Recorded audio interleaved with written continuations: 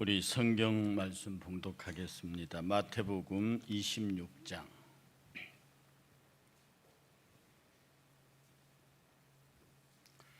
마태복음 26장 47절부터 56절까지입니다. 47절 함께 처음부터 봉독합니다. 말씀하실 때에 12 중에 하나인 유다가 왔는데 대제사장들과 백성들의 장로들에게서 파송된 큰 무리가 칼과 몽치를 가지고 그와 함께 하였더라. 예수를 파는 자가 그들에게 군호를 짜 이르되 내가 입맞추는 자가 그이니 그를 잡으라 한지라. 곧 예수께 나와 랍비여 안녕하시옵나이까 하고 입을 맞추니 예수께서 이르시되 친구여 내가 무엇을 하려고 왔는지 행하라 하신대 이에 그들이 나와 예수께 손을 대어 잡는지라. 예수와 함께 있던 자 중에 하나가 손을 펴 칼을 빼어 대제사장의 종을 켜 그 귀를 떨어뜨리니 이에 예수께서 이르시되 내 칼을 도로 칼집에 꽂으라. 칼을 가지는 자는 다 칼로 망하느니라. 너는 내가 내 아버지께 구하여 지금 12 군단 더 되는 천사를 보내시게 할 수 없는 줄로 아느냐. 내가 만일 그렇게 하면 이런 일이 있으리라 한 성경이 어떻게 이루어지겠느냐 하시더라. 그때 예수께서 무리에게 이르시되 너희가 강도를 잡는 것 같이 칼과 몽치를 가지고 나를 잡으러 나왔느냐. 내가 날마다 성전에 앉아 가르쳤으되 너희가 나를 잡지 아니하였도다. 그러나 이렇게 된 것은 다 선지자들의 글을 이루려 함이니라 하시더라. 이에 제자들이 다 예수를 버리고 도망하니라. 아멘.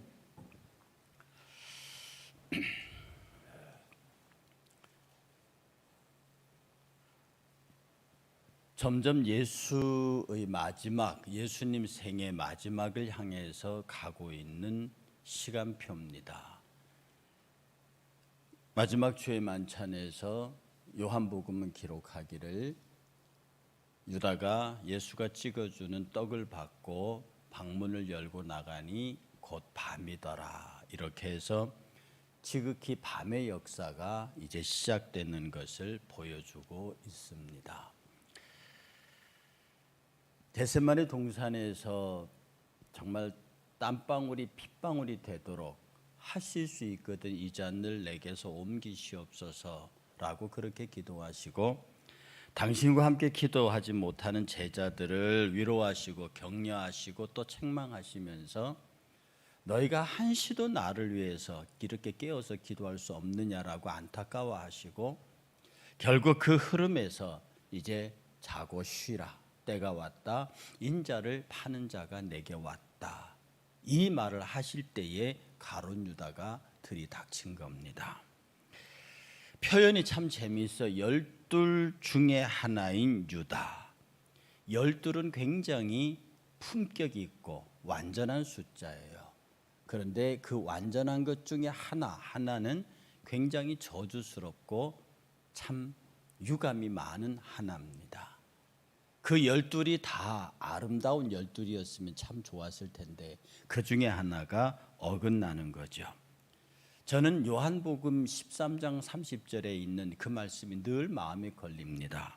유다가 그 조각을 받고 곧 나가니 밤이러라. 한 발짝만 옮겨 놓으면 그곳은 밤이고 한 발짝만 옮겨 놓으면 그것이 낮이에요. 저는 신앙생활 지금까지 쭉 해오면서 이 경험을 보면 늘 드렸던 말씀이지만 천당과 지옥이 양쪽 끝에 있지 않더라고요. 붙어 있어요. 아주 면도날 같은 날카로운 아주 예민한 경계선을 두고 천당과 지옥은 붙어 있어요.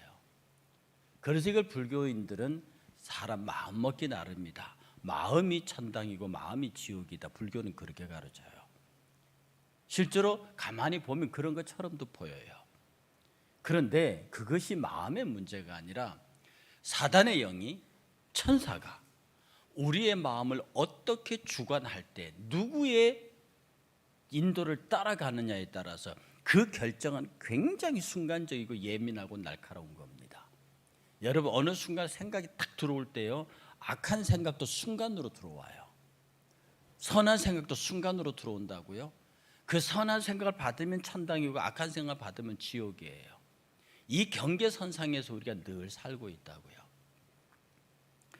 유다가 그 열둘과 같이 어울려 다닐 때 그는 열둘에 속하는 축복된 복받은 이름이었어요.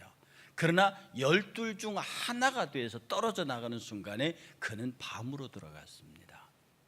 일산교회죠. 복된 이름입니다. 일산 그리스도에게 복된 이름이에요. 그런데 일산 그리스도의 교회 중에 하나가 돼서 분리되는 순간에 전혀 우리의 복됨과 상관없는 길을 가버리게 되는 거죠. 사실은 우리 교회라고 하는 가지에서 떨어지는 것이 대단히 슬픈 일입니다.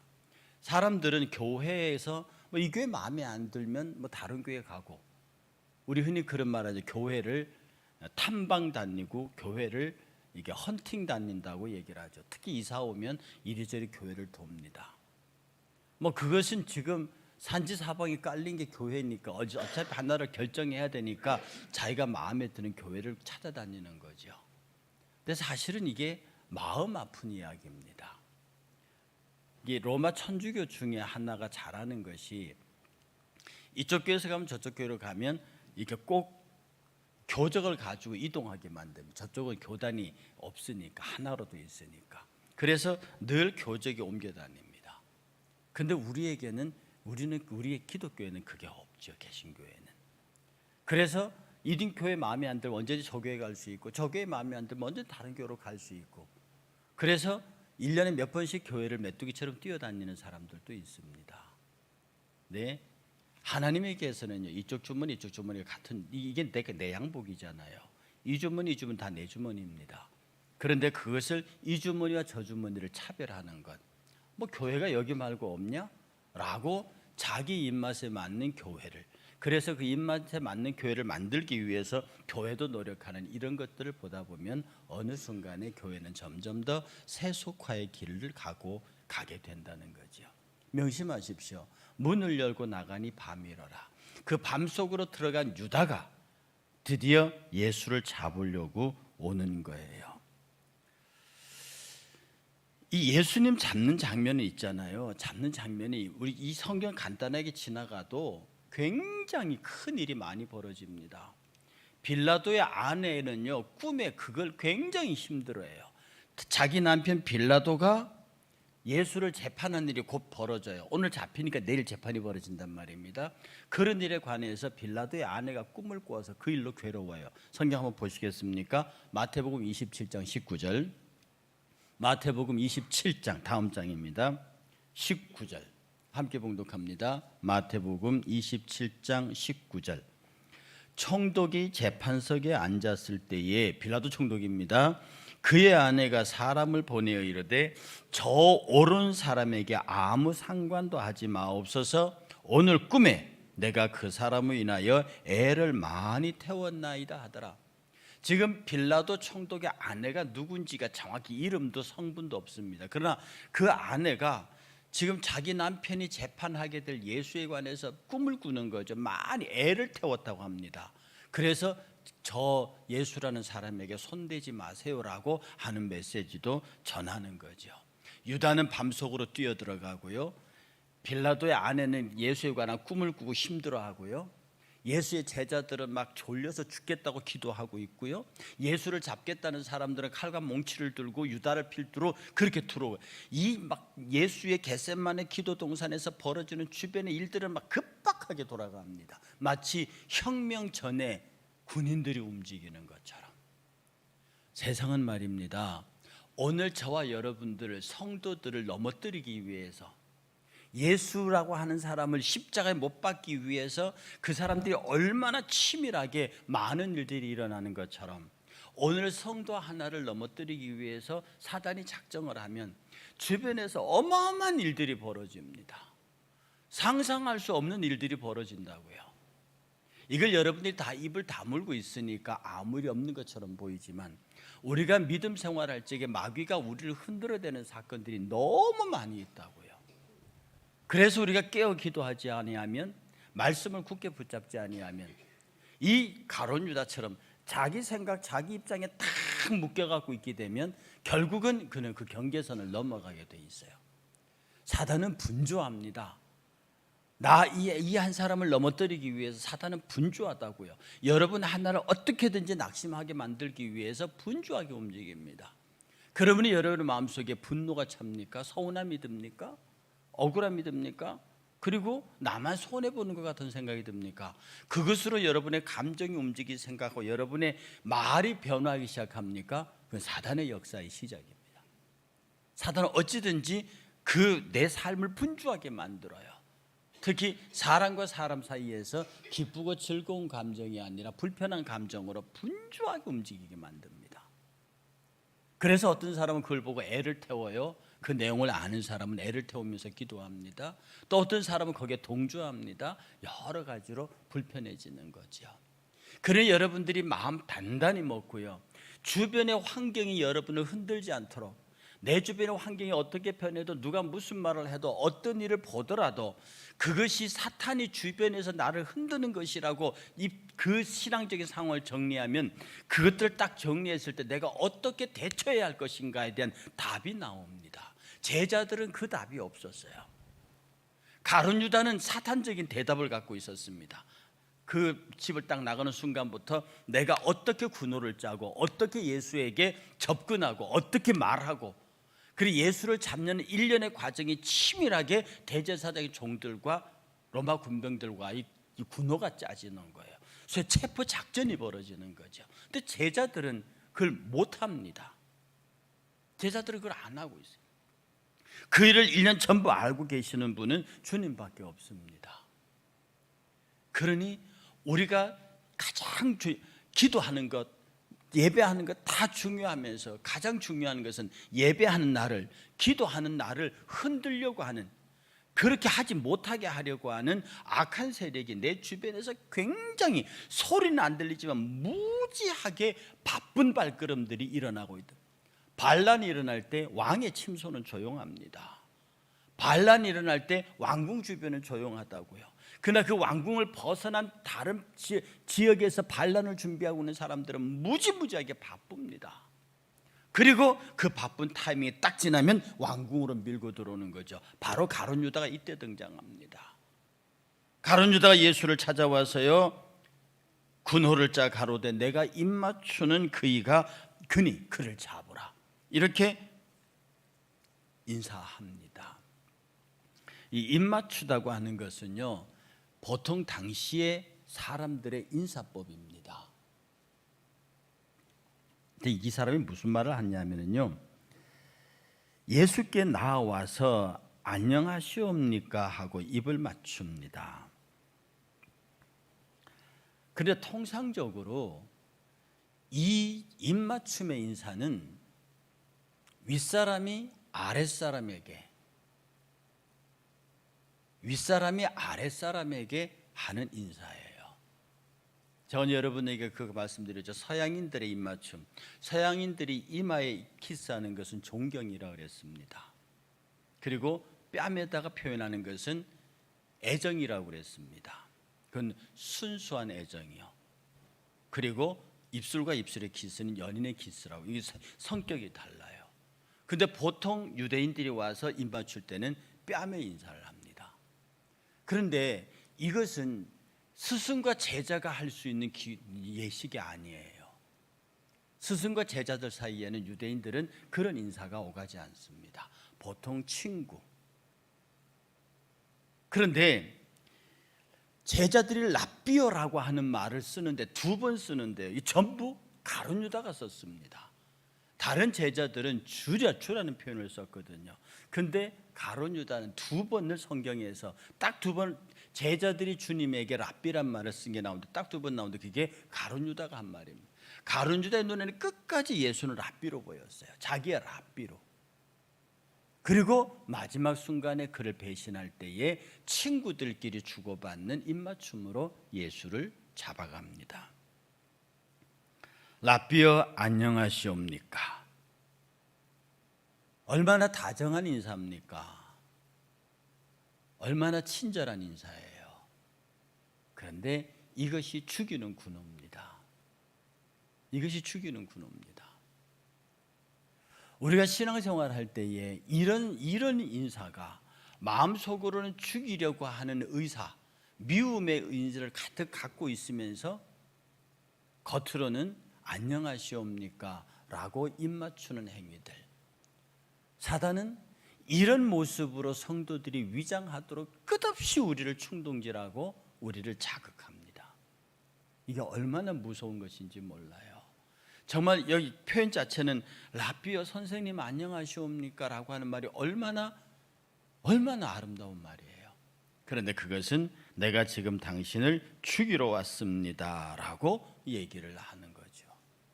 겉은 아름다우나 속은 무서운 저기를 담고 있는 그런 언어죠. 그러니 사람이 겉으로 하는 말에 포인트를 맞추게 되면 우리는 그의 진심을 모르게 됩니다. 그래서 어떤 협상 전문가는 말하기를 사람과 협상할 때 그 입술 말을 보지 말고 그의 발을 보라라고 말을 했습니다. 특히 공산주의자들과 협상할 때는 그들의 발을 보라고 해요. 공산주의자들이 말을 워낙 잘하거든요. 그러나 말은 그렇게 해놓고 발로 걷어 차버린다는 겁니다. 사단과 대화할 때는요, 사단이 하는 말을 들으면 넘어갑니다. 에덴 동산에서 그랬어요.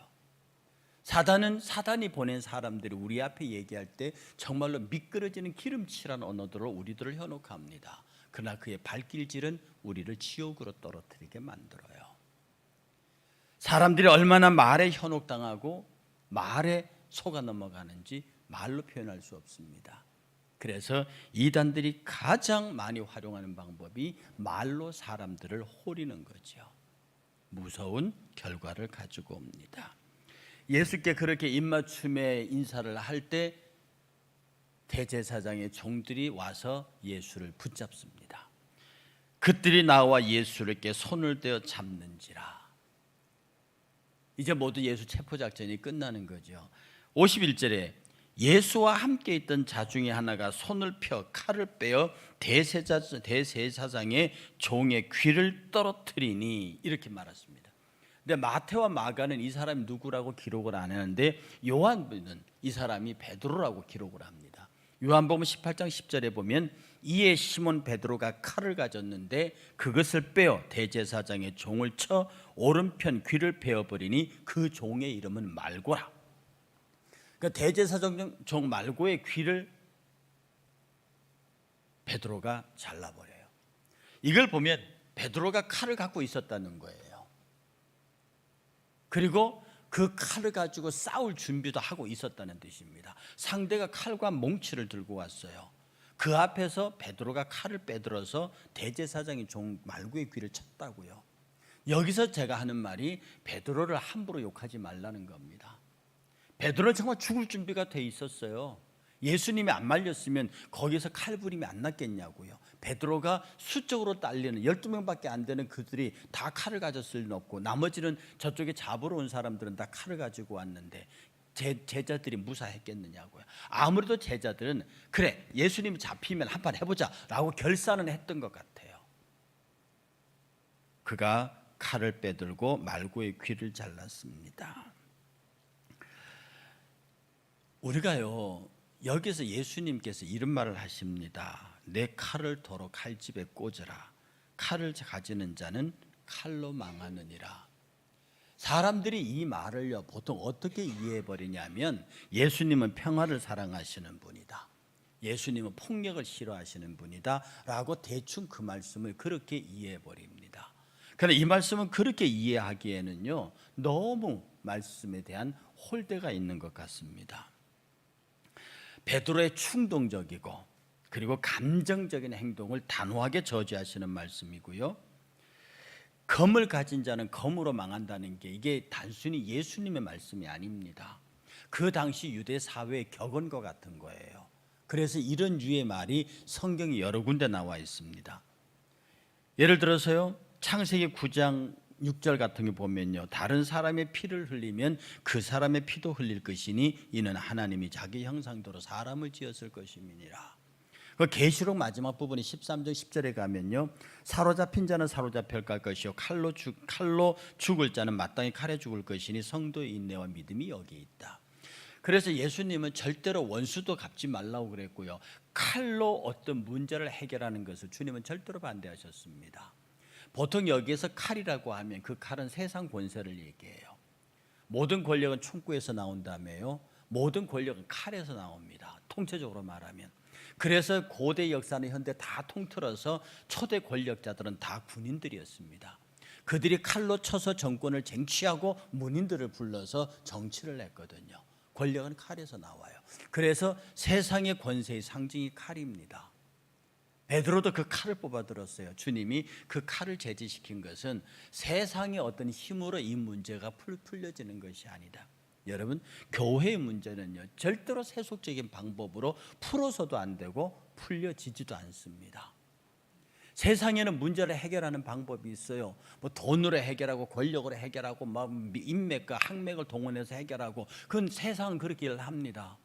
그게 세상의 칼이에요. 내 뒤에 든든한 뒷배경이 많으면 그게 칼입니다. 내 주변에 막 고위공직자들이 있고 막 정치인들이 가면 그게 본인의 칼이에요. 내게 돈이 많으면 그게 칼이에요. 내가 다양한 재능을 갖고 있으면 그게 칼이에요. 내가 권세를 갖고 있으면 그게 칼이에요. 세상은 그 칼로 문제를 해결합니다. 그러나 교회는 그 칼로 문제를 해결하는 게 아니에요. 그런데 성도들의 많은 의식 속에요, 칼로 문제를 해결하려고 하는 의식을 갖고 있고, 또 그 칼로 문제를 해결하는 사람을 능력 있는 사람으로 교회조차도 오해하는 경우가 많습니다. 지금 개신교가 참 재밌어요. 여러분, 우리 그냥 개신교 흉보는 건 아니고요, 우리나라 최초의 기독교 연합체가 있었던 한국기독교 총연합회, 일명 한기총, 거기에서 갈라져서 한국교회연합, 한기련, 거기서 다시 갈라 한국기독교 연합 한교총, 그 다음에 장로교 한장총, 한국 장로교 총연합회, 이런 각 한국 교회를 대표하는 연합 단체들이 막 일어납니다. 그러면 이 사람들이 왜 이렇게 연합 단체를 자꾸 만들어내고 그러느냐? 거기에는 칼이 있어요. 세상 사람들이 부러워하는 칼이 있어요.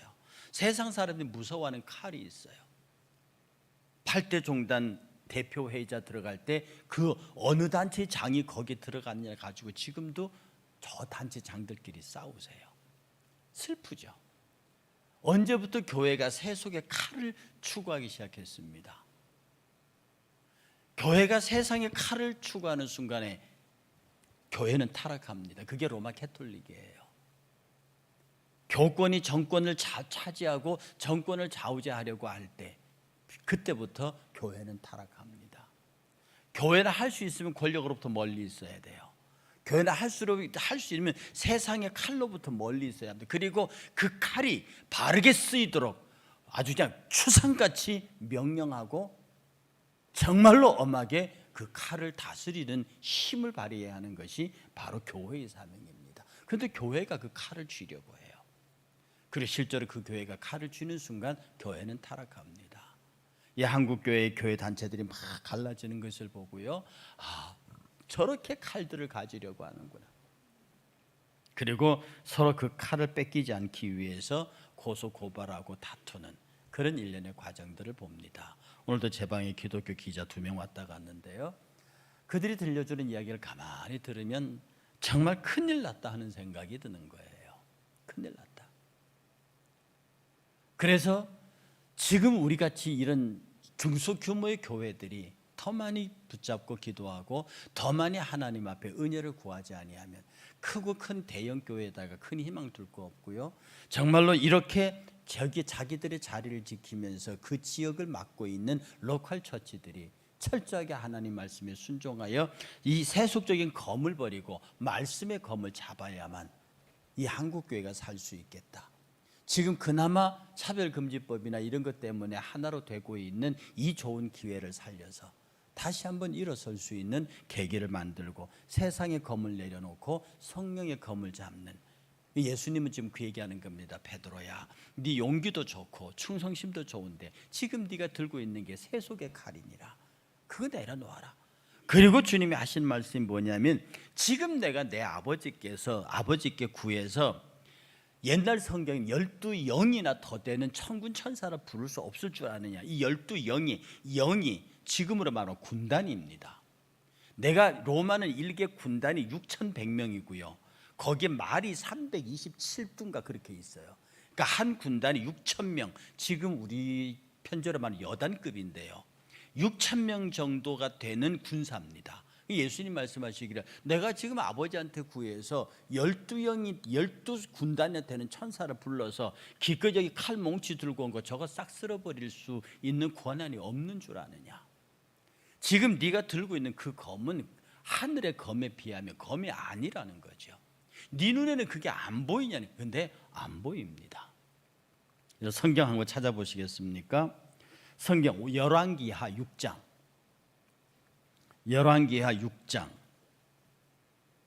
17절입니다. 열왕기하 6장 17절 함께 같이 봉독하겠습니다. 기도하여 이르되 여호와여 원하건대 그의 눈을 열어서 보게 하옵소서 하니, 여호와께서 그 청년의 눈을 여심해 그가 보니 불말과 불병거가 산에 가득하여 엘리사를 둘렀더라. 이게 엘리사를 둘러싸고 있는 문둥병 걸린 군대 장관 앞에서 여호와의 군대가 엘리사를 둘러싸고 있는, 막 그 군대 앞에 벌벌벌 떨고 있는데 그의 종 게하시가, 엘리사의 종 게하시가 달달달 떨고 있는데, 하나님께서 엘리사의 눈을 열어서 게하시의 눈을 열어서 엘리사를 둘러쓰고 있는 어마어마한 하나님의 불군대를 보게 합니다. 여러분 있죠? 저와 여러분들에게는 이 군대가 있어요. 이걸 여러분이 믿는다고 하면, 이걸 볼 수 있다고 하면, 여러분이 본다고 하는 말을 너무 신비하고 그리 보지 마세요. 여러분 이게 있잖아요. 지금 여러분이 볼 수 있는 건, 빨주노초 파란보로 볼 수 있는 건 볼 수 있는 지극히 작은 시각 중에 하나예요. 이걸 벗어나면 적외선 자외선으로 보면 보이는 게 또 있어요. 이 육신으로 보는 우리 시각은 요것밖에 아니지만 적외선으로 보고 자외선으로 보고 엑스레이로 보면 보이는 게 다 이 자꾸 넓어진다니까. 이게 가다 보면 끝에 가다 보면 영적인 시각까지가 있어요. 누구는 여기까지 시각이 개발되어 있고 개발되어 있단 말입니다. 우리가 많은 기도를 통해서 보이는 영역들이 있어요.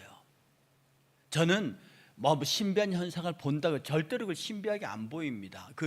그렇게 생각하지 않습니다. 기도의 양과 분량과 신앙적인 하나님의 뜻을 따라서요, 우리가 보는 시각이 그러니까 끝까지 눈으로 보는, 이 눈 시력으로만 보는 사람들이죠. 어쩔 수 없습니다. 그것은 그 게하시가 보았던 불말 불병거를 그 사람 죽을 때까지 못 보는 거예요. 사람들이 자꾸 본다는 것을 신비하게 하지만 우리들의 귀도요, 가시청권이 있다고 그러잖아요. 이게 일정한 음력대를 넘어나면 우리 귀는 못 듣는데, 근데 그게 소리가 없냐고요. 음파 외에 음파를 넘어서는 다른 소리가 없습니까? 무수하게 많은 소리가 있어요. 그건 짐승들이 듣는다. 짐승들은 그걸 듣는데요. 농담으로 개가 막 눈이 오면 굉장히 좋아한다고 그러잖아요. 어른들은 그래, 개 눈에는 바람이 보인대요. 그러니까 개가 처음에 바람이 그 눈하고 휘둘려서 하니까 너무 그게 신기해서 뛰어다닌다 하거든요. 어른들이 개 눈에는 바람이 보인다 할 정도로 우리가 보는 시각은 제한되어 있습니다. 우리가 듣는 청각도 제한되어 있어요. 딱 그 데시벨 안에 들어와, 그 넘어가면 못 듣는다. 그 이해하면 못 듣는다고요. 그런데 이 영적 상태가 기도 많이 하고 해서 이 폭이 넓어지면 무슨 소리가 어떻게 들릴지 모르는 거예요. 그러니까 자꾸 그것을 신비하게만 여길 건 없습니다. 우리의 폭이 좁을 뿐이지. 게하시의 눈이 열리는 순간에 그 어마어마한 불군대를 보는 겁니다. 예수님이 가룟 유다에게 하는 말이, 베드로에게 하는 말이, 그리고 제자들에게 하는 말이, 내가 지금 12군단에 더되는 이 하늘의 천군을 불러서 이것들을 싹 쓸어버릴 만한 능력, 그런 권한이 내게 없는 줄 아느냐. 칼을 꽂아라. 그렇게 하면 구약 전체가 지금 되어질 일들을 이루고 계시는데 네가 그렇게 하면 그 일이 어떻게 이루어지겠느냐. 너의 과도함이, 너의 감정적인 것이 하나님 일 전체를 망가뜨리려고 하는 사단의 도구가 되고 있다고 하는 거예요. 제가 여러분에게 수도 없이 말하는 도구론을, 사탄의 도구가 될 것인가, 악의 도구가 될 것인가, 선의 도구가 될 것인가 하는 것은 그야말로 순간순간의 일입니다. 여러분은 베드로가 작정하고 자기가 사단의 도구가 되겠다고 생각해 본 적이 없어요. 베드로는 평생 예수와 함께 다니면서 단 1분 1초라도 내가 예수님을 해하는, 하나님께 대항하는 그런 사람일 거라고는 한 번도 생각해 본 적이 없어요. 그런데 베드로만큼 예수님한테 많이 야단서, 심지어 사탄이라는 소리까지 들었다고요. 이게 뭔 말입니까? 내 생각으로만 하는 거예요. 내 생각에 예수님이 십자가를 맨다, 말도 안 되는 거지요. 주의 절대로 내가 살아있나는 그거 안 됩니다라고 할 때 예수님이 사탄아 내 뒤로 물러가라 그랬다. 너는 나를 넘어지게 하는 자로다. 베드로가 한 그 열심이 예수를 넘어져요. 인간적인 열심이거든요. 지금 오늘 칼 빼드는 것도 인간적인 충성이거든요. 안 보이는 거지. 예수를 지키고 있는 진정한 붉은 데가 안 보이는 거죠. 예수님은 일평생 천사가 같이 시험 받을 때부터 천사가 그를 도왔고요. 모든 현장에서 성령으로 보냄받은 천사가 예수를 도왔어요. 이 겟세마네 동산에서 기도할 때도 천사들이 도왔어요. 부활하실 때도 그 자리에 천사가 있었고요. 하나님의 군대가 늘 주님과 동행했습니다. 이것을 믿는다고 하면 칼 몽치 아니라 뭘 들고 와도 ICBM이 어떻고 원자탄이 어떻고 해도 그게 그 칼이 우리에게 보기에는 우습게 보이는 거죠. 우리가 하나님 앞에서요, 내가 지금 무엇을 하고 있는지에 관해서 깊이 고민할 필요가 있습니다. 다음 주일에 설교할 내용의 한 부분이기도 한데요, 많은 사람들이 예수님께서 물로 포도주를 바꾸는 기적에만 집중해 있습니다. 근데 실제로 예수님이 물로 포도주를 바꾸는 기적의 포인트는 어디 있는데요? 돌 항아리에 있습니다. 돌 항아리에 담긴 물이 있습니다. 그 비유의 핵심은 그거라고요. 지금 우리 자체가 하나님 앞에 돌 항아리에 거기에 담겨 있는 아무 의미 없는 물, 이것이 어떻게 바뀌어 가느냐가 보여지는 것이 기도의 내용이고 기도의 목적이고 기도의 가치라고요. 하나님이 나를 어떻게 사용할 것인가, 내가 하나님 앞에 어떻게 보여질 것인가, 이게 중요한 것이지 내가 하나님을 어떻게 보느냐, 내가 하나님께 어떻게 하느냐, 이건 전혀 중요하지 않습니다. 내가 하나님 일을 열심히 할 때요, 이게 하나님이 좋아하실지 기뻐하실지를 여러분이 어떻게 판단하시겠어요? 그러니 주의를 할 때 겸손해야 하는 겁니다. 내가 지금 하는 열심히 하나님의 뜻에 반할 수도 있단 말입니다. 그러니 하나님 앞에 무슨 일 하든지 늘 새벽마다 묻고 늘 하나님 앞에 점검받고, 하나님 나를 도우십시오. 내가 혹시 이것으로 세상에 칼을 쥐는 일이 되지 않게 하십시오. 내 감정으로 하는 일이 되지 않게 하십시오. 어떻게 하면 하나님께 영광이 될까? 어떻게 하면 나라는 사람이 죽어서 내가 무엇을 해서, 여러분 내가 무엇을 해서라고 하는 순간에 그게 악의 도구로 가는 길입니다. 내가 순종해서 이게 선의 도구로 가는 길입니다. 아무 계산 없이요, 그냥 순종해서 그렇게 해야만 하나님께서 구약의 모든 선지자부터 하신 말씀을 이루려고 있는 거죠. 베드로야 그 칼집 꽂아라. 그것은 오히려 하나님의 뜻에 반하는 것이다. 그리고 자기를 잡으러 온 사람들에게 말합니다. 아유, 너희들 지금 이 밤에 나를 잡으려고 칼과 몽치를 가지고 왔느냐? 내가 어디 숨어 있더냐? 내가 늘 성전에서 가르쳤다. 내가 사람이 많은 데서 나는 숨지 않았다. 그런데 이 밤에 너희들이 나를 군호를 짜서까지 잡으러 오느냐? 날마다 성전에 앉아서 너희들을 가르쳤다. 그런데 너희들이 군호를 짜서 왔느냐? 왜 그랬냐? 주님이 이렇게 대답합니다. 그게 다 선지자의 글을 이루려 함이니라.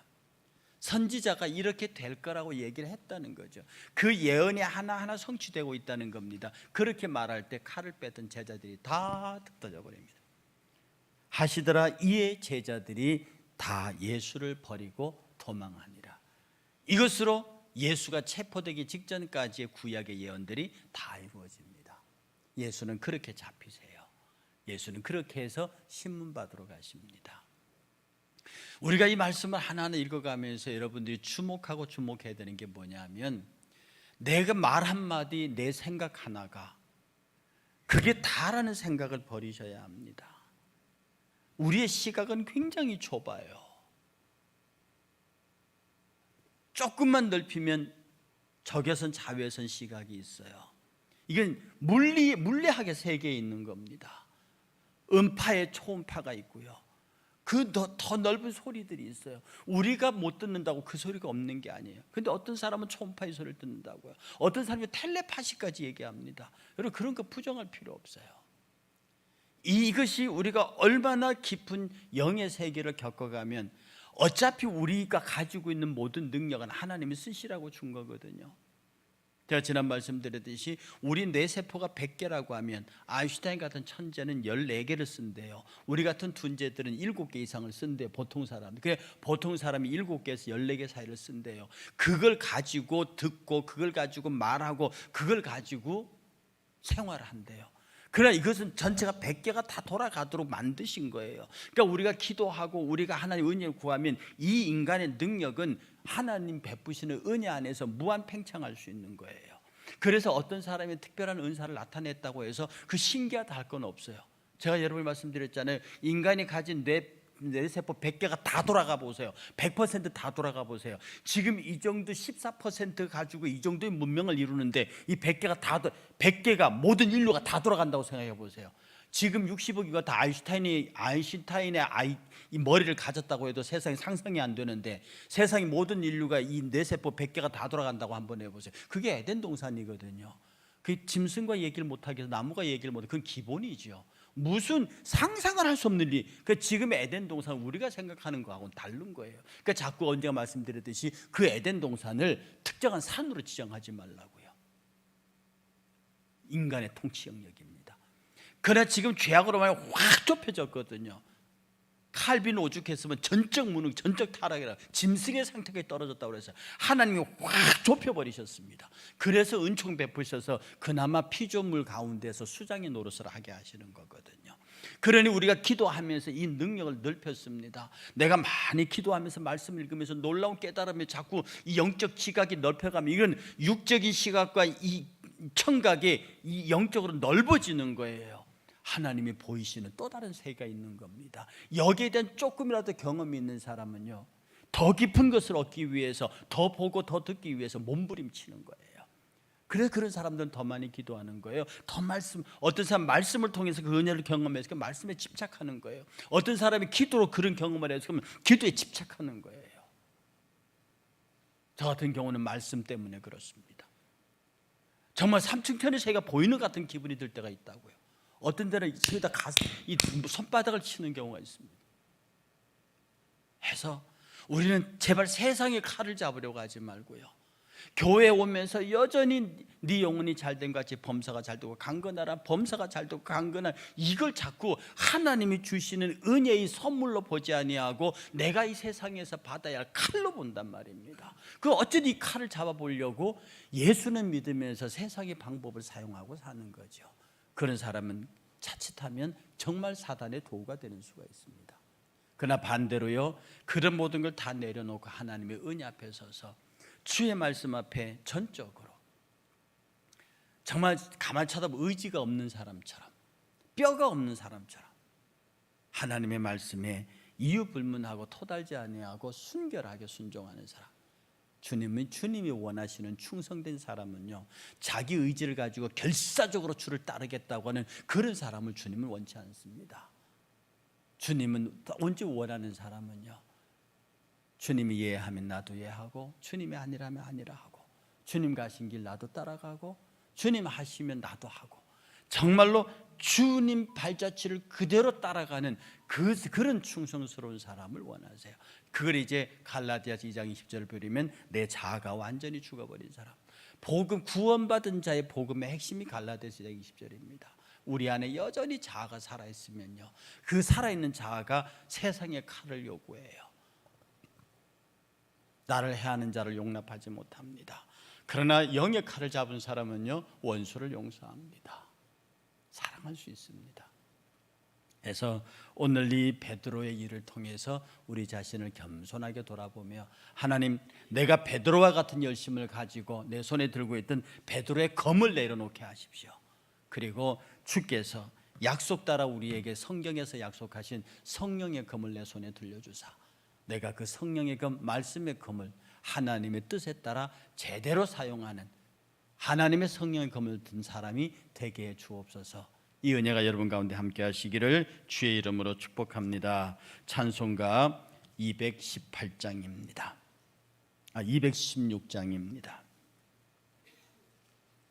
216장. 성자의 귀한 몸 날 위하여 버리신 그 사랑 고마워라. 내 머리 숙여서 주님께 비는 말 나무어 주님께 바치리까. 지금도 날 위해 간구하심. 이 옅은 믿음이 아옵나니 주님의 참사랑 고맙고 놀라워 찬송과 기도를 쉬지 않네. 주님의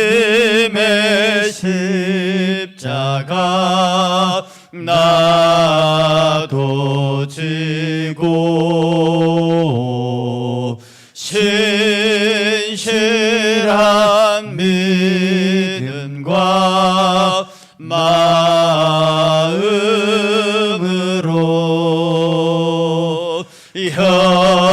형제의 사랑과 친절한 위로를 내게 나 베풀게 하옵소서. 만 가지 은혜를 받았으니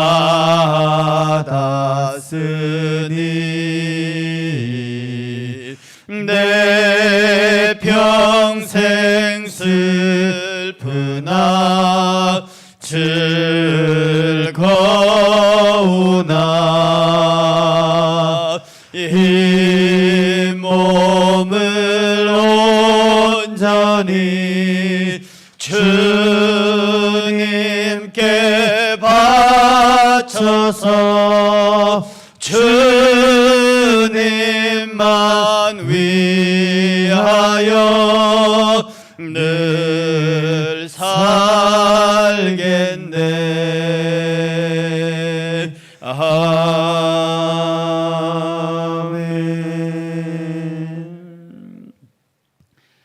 거룩하신 하나님, 오늘도 주의 백성들을 이 수요 제단으로 부르사 함께 마태복음을 읽어가며 주님의 생애의 마지막 부분에 이르렀습니다. 베드로의 용기를 어찌 책망할 수 있겠습니까? 칼을 빼들고 스승을 위하여 싸우려고 하는 베드로의 신앙을 어찌 책망할 수 있겠습니까? 그러나 주님은 말씀하시기를 그렇게 하면 어떻게 하나님의 뜻이 이루어지겠느냐? 베드로의 열심이, 베드로의 용기가 하나님의 뜻을 가로막는 것이 되어버렸습니다. 그가 들고 있는 칼이 성령의 칼이 아니라 세상의 칼이었습니다. 세상과 똑같은 칼이었습니다. 하나님, 혹시 우리가 지금 그 칼을 들고 있지 않습니까? 주님 앞에 진실한 마음으로 내 눈에 보이는 것만 믿고 내 귀에 들리는 것만 말하지 않습니까? 지금 얼마나 많은 음역대가 있고 소리대가 있는데, 아버지 하나님, 그 시각대가 있는데 단지 그냥 내 눈에는 거기까지만 보이고 내 귀에는 거기까지만 들린다고 거기서 포기해버리지는 않습니까? 영원한 하나님의 세계의 크고 아름다운 것은, 눈에 보이는 것은 빙산의 일과 같으나 그 밑에는 어마어마한 은혜의 세계가 있다는 것을 우리는 왜 그것에 대하여 갈급한 심정을 가지지 못합니까? 사랑하는 주의 백성들, 기도에 대하여 욕심내게 하옵소서. 말씀 공부에 대하여 욕심내게 하옵소서. 주의 일을 하는 것 욕심내게 하여 주옵소서. 그러나 그것이 세상의 칼이 아니 되게 하시고 성령의 칼을 드는 일이 되게 하시고 주의 뜻대로 그 성령의 검을 사용하는 하나님의 사람들이 되게 하여 주옵소서. 베드로의 칼에서 성령의 칼로 바꾸어 주시옵소서. 모든 것들을 주께 부탁하옵고 돌아가는 발걸음 축복하옵소서. 예수님의 이름으로 간절히 기도하옵나이다. 아멘. 평안히 돌아가시고요. 오늘 운영위원회 회의 있습니다.